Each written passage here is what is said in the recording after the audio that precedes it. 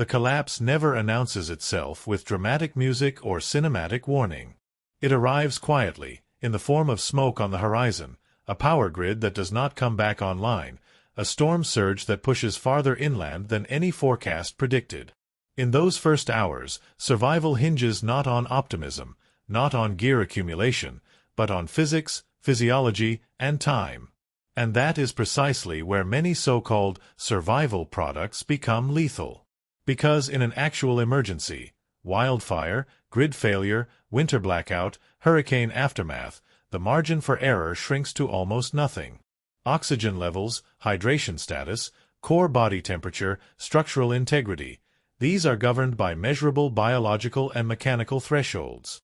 Cross them, and the human body begins shutting down with clinical indifference.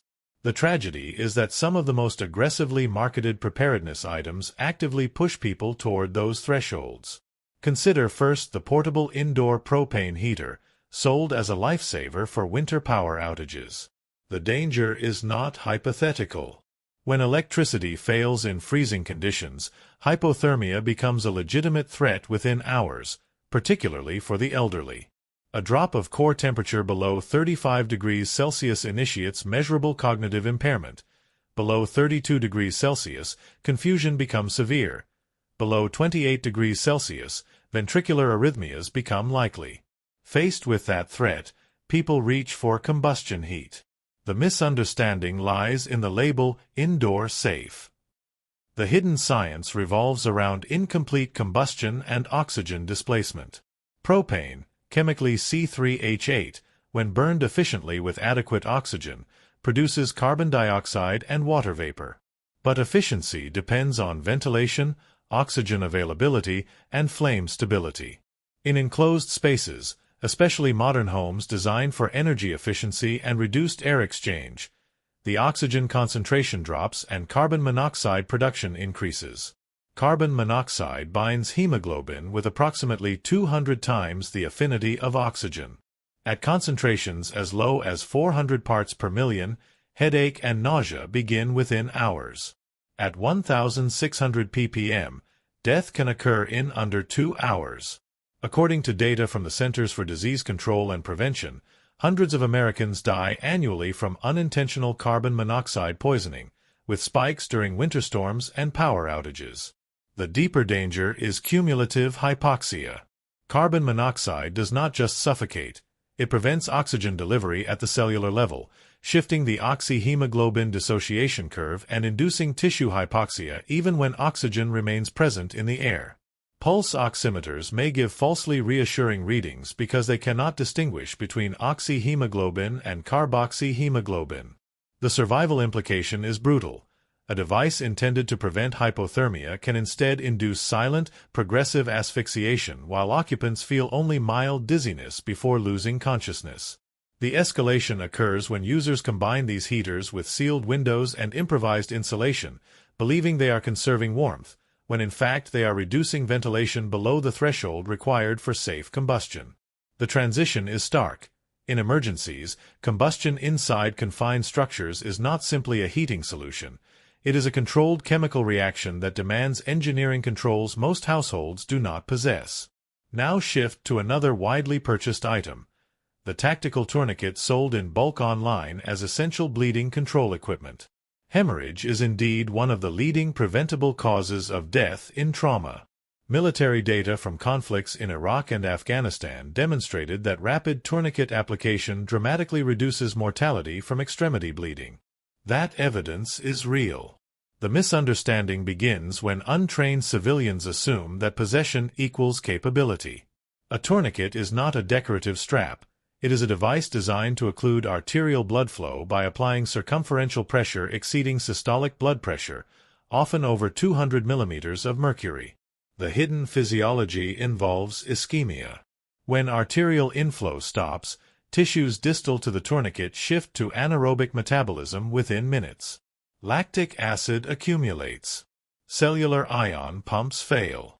Nerve tissue begins sustaining injury after approximately 30 minutes of severe ischemia. While limbs can tolerate occlusion for limited periods, often up to 2 hours with reduced risk of permanent damage, the timing, placement, and necessity must be precise. Improvised or counterfeit devices sold without quality control frequently fail to achieve adequate pressure, leading to venous occlusion without arterial occlusion. That creates worsening hemorrhage due to venous congestion while giving the illusion of control. Peer-reviewed trauma literature and guidance from the American College of Surgeons emphasize proper training through programs like Stop the Bleed because incorrect placement can result in preventable limb loss or ineffective hemorrhage control. The survival implication is paradoxical. In a chaotic emergency, an untrained person may apply a tourniquet to a wound that could have been controlled with direct pressure, converting a manageable injury into a limb-threatening ischemic event. The escalation compounds when multiple devices are applied sequentially without documentation of time, making hospital management more complex and increasing the risk of reperfusion injury.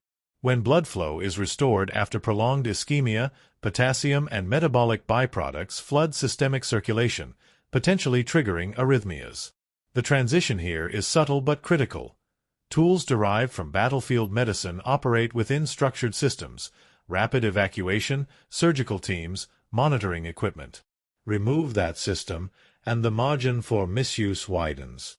Survival equipment without training is not neutral. It carries embedded assumptions about context, timing, and expertise. Next comes the compact water filtration straw, marketed as the ultimate guarantee against dehydration in wilderness or disaster scenarios. Water scarcity kills through dehydration, but contaminated water kills through infection and organ failure. The danger is microbial and chemical. Dehydration begins affecting cognitive performance with as little as 2% body mass loss in fluids. At 10%, organ failure becomes possible. Faced with limited supplies, individuals trust small filters to render any water source safe. The misunderstanding centers on the word filter. Most portable straw filters rely on hollow fiber membranes with pore sizes around 0.1 to 0.2 microns. That effectively removes many bacteria and protozoa such as Giardia. The hidden science lies in scale. Viruses are smaller, often 0.02 to 0.1 microns. Chemical contaminants such as heavy metals, nitrates, and industrial solvents are measured in dissolved ions far smaller than membrane pores. According to guidance from the World Health Organization, effective water treatment must address biological, chemical, and sometimes radiological hazards depending on context. After floods or infrastructure collapse, water sources can contain petroleum runoff, sewage overflow, agricultural chemicals, and viral contamination. A straw filter does nothing against benzene, arsenic, or norovirus. The survival implication is severe gastrointestinal illness leading to vomiting and diarrhea, which accelerates dehydration in already stressed individuals. In austere environments without intravenous fluids, severe dehydration can progress to hypovolemic shock. The escalation appears when users drink directly from stagnant sources, assuming the filter compensates for environmental risk. Moreover, many such devices require maintenance and can clog, reducing flow and encouraging users to bypass them entirely. The transition reveals a recurring pattern. Single-function devices marketed as universal solutions fail because survival environments are multivariable systems. Now consider the portable gasoline generator, often purchased in anticipation of grid failure. Electricity sustains refrigeration, medical devices, communication, and heating systems. In prolonged outages, mortality rises from indirect causes: spoiled insulin, lack of oxygen concentrators, loss of heat during freezing weather. A generator appears rational. The danger, again, is invisible gas. Gasoline combustion produces carbon monoxide at concentrations far exceeding vehicle exhaust under load. The misunderstanding involves placement. Many believe that operating a generator in a garage with the door open or near a window provides sufficient ventilation. Fluid dynamics disagrees. Carbon monoxide disperses according to airflow patterns influenced by pressure gradients and wind. It can infiltrate living spaces through soffits, attic vents, and microscopic structural gaps. The National Institute of Standards and Technology has conducted experiments demonstrating lethal indoor carbon monoxide levels within minutes when generators operate outside but near buildings. The hidden principle is diffusion coupled with stack effect. Warm indoor air rises and exits through upper openings, drawing replacement air from lower pressure zones.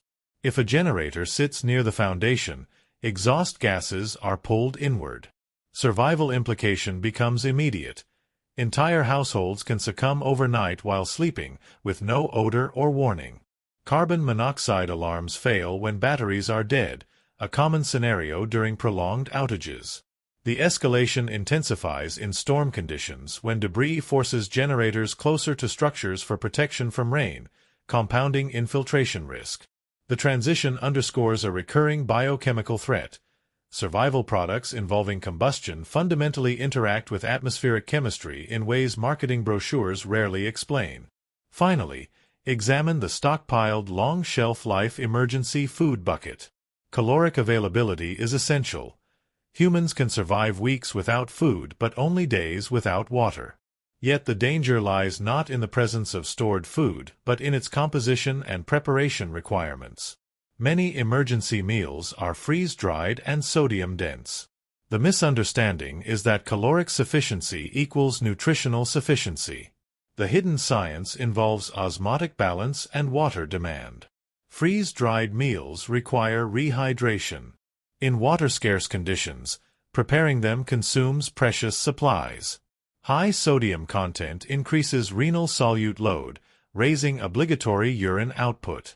In dehydration states, kidneys conserve water by concentrating urine, but there is a physiological limit. Excess sodium without adequate water accelerates hypernatremia, leading to neurological symptoms including confusion, seizures, and coma. Evidence from disaster relief nutrition studies and recommendations by agencies such as the Federal Emergency Management Agency emphasize balanced macronutrients and hydration planning rather than calorie stacking alone. Survival implication: individuals relying solely on sodium-heavy rations without proportional water stores may worsen dehydration risk. The escalation unfolds when people ration water aggressively while consuming dense meals, believing they are preserving resources, only to induce metabolic stress. The transition brings the pattern into sharper focus. Survival is governed not by isolated tools but by interdependent physiological systems. Across these examples, the unifying theme is systemic blindness. Marketing isolates a threat, cold, bleeding, thirst, darkness, hunger, and offers a product. Reality presents cascading variables: ventilation, training, pathogen spectrum, airflow physics, electrolyte balance. When people anchor on a single device as a guarantee, they outsource critical thinking. Emergencies punish that outsourcing swiftly. And the next category of lethal miscalculation is even more counterintuitive, because it involves something designed not to add capability, but to provide reassurance.